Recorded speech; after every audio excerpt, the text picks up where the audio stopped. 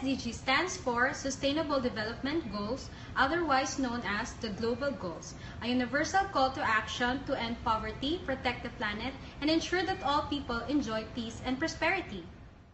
Let's visit Dr. Irfan in Baguio General Hospital Hemodialysis Unit and let us see how SDG takes effect in their practice. Hi! Here in dialysis, we focus more on SDG number 3, which is good health and well-being. We can achieve this by ensuring healthy lives and promote well-being for all at all ages. Hand hygiene. We're doing proper hand hygiene to protect myself, my colleagues, and my patients who are immunocompromised from contacting infectious diseases. And we are also using personal protective equipment during initiation and termination of hemodialysis treatments and whenever we're handling our patients.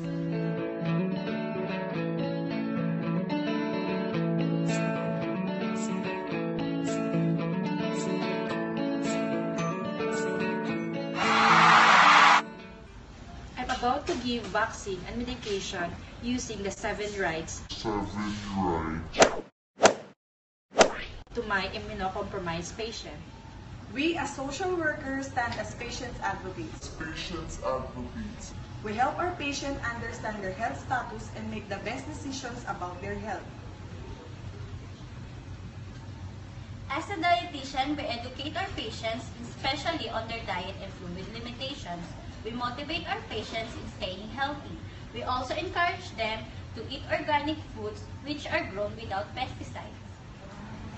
We make sure that we see our patients at all times, assess their needs, whether biological or psychological needs, by coordinating with the multidisciplinary team for creating and evaluating customized care plans that are best fitting for our patients.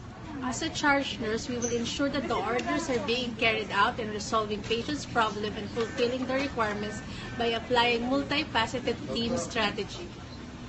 To maintain the health and well-being of the patients, I will ensure that the standards of the patient safety goals are met. Also, ensuring the multidisciplinary team visits and the patient's compliance to treatment by monitoring dialysis adequacy. Hand in hand, we can meet the Sustainable Development Goals.